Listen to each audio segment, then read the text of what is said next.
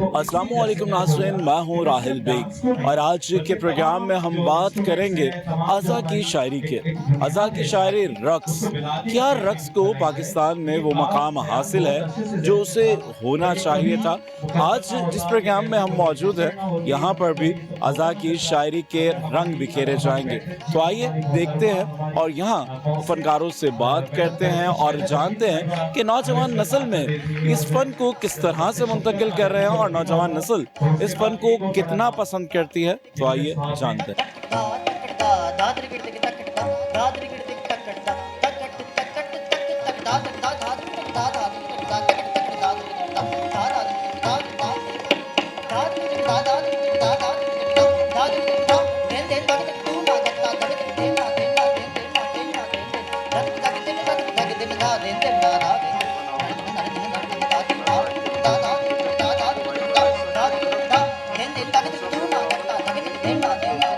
बहुत लेगेसी थी सम्राट फैमिली की, जो कि हिंदुस्तान से चली और पाकिस्तान की इंडस्ट्री को हिंदुस्तान की इंडस्ट्री को बहुत से आर्टिस्ट दिए, लाइक मैडम नूरजहां, रीमा, साइमा, ऐश्वर्या, माधुरी, तमाम के असातिज़ा में हमारी फैमिली में कोई एक दो लोग निकल आते हैं।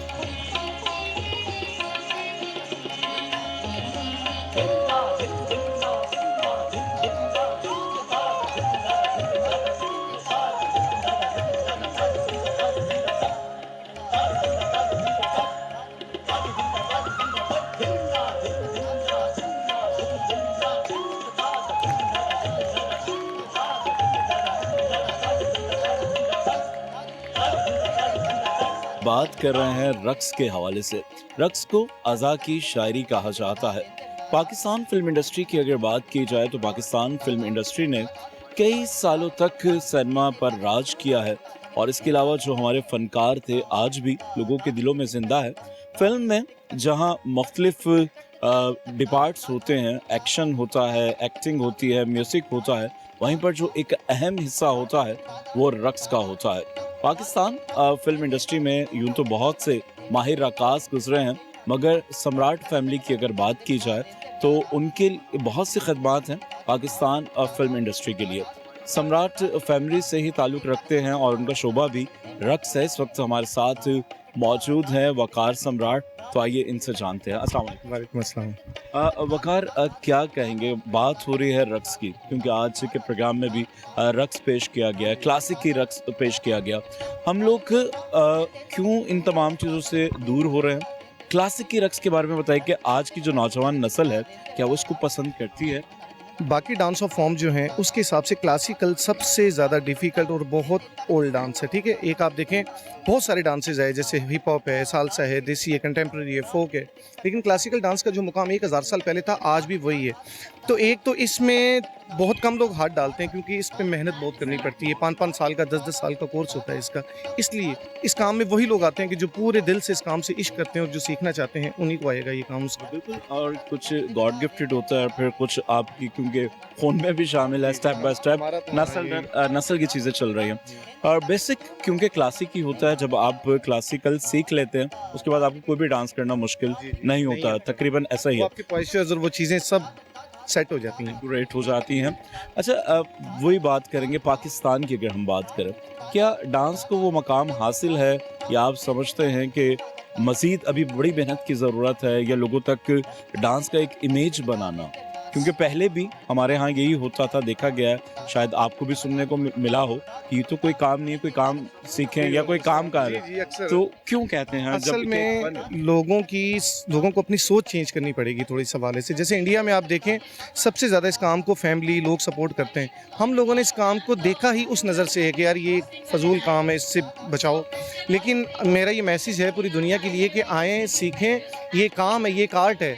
जब आप इस दुनिया में आते हैं तो आपको लगता है कि एक अलग दुनिया है, तो इसको पॉजिटिवली लिया जाए और प्रैक्टिकली करें आप, तो आपको अंदाज़ा होगा कि इसका ये क्या है। बिल्कुल जी, फ़न का ही एक हिस्सा है, फ़नून लतीफ़ा के एक इसनाफ है रक्स। अच्छा, वकार, हम बात कर रहे थे सम्राट फैमिली के बारे में बता रहे थे, तो आप भी हमारे व्यूवर्स को बताइए कि आपकी फैमिली में कौन कौन लोग गुजरे हैं। जैसे आशिक सम्राट साहब आपके दादा हैं, और उसके बाद कौन कौन से लोग हैं और क्या क्या खदमात है, कौन कौन सी मूवीज़? जी, ये हमारे दादा आशिक हुसैन सम्राट साहब पहले वो उन्होंने काफ़ी पहले तो इंडिया में वो काफ़ी फिल्मों में हीरो आए, उसके बाद पाकिस्तान आने के बाद उसने फ़िल्म की कोरियोग्राफी की, उसमें काफ़ी फिल्में उनकी, मौसीकार, नींद, कोयल, काफ़ी सारी फिल्में। फिर उनके छोटे भाई माँ सदीक सम्राट साहब, उन्होंने भी पाकिस्तान की बहुत बड़ी बड़ी मूवीज़ की, काफ़ी 200-300 फिल्मों के कोरियोग्राफर हैं वो भी। उनकी अंजुमन, तहज़ीब, शहीद, काफ़ी सारी मूवीज़ हैं। उसके बाद फिर अजीज़ सम्राट आए, फिर अकबर सम्राट आए, फिर खानू सम्राट, फिर पप्पू सम्राट, और अब वकार सम्राट, शाकिर सम्राट, फिर खानू भाई के बेटे हैं लाहौर में विकी सम्राट।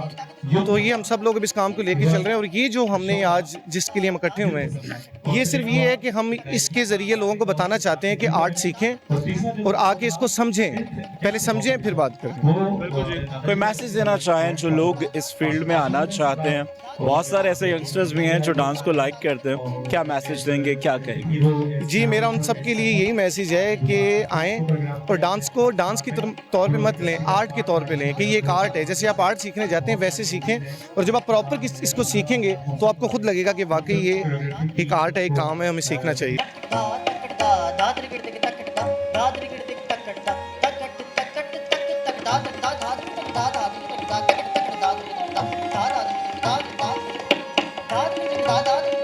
डांस को हर दौर में पसंद किया गया है।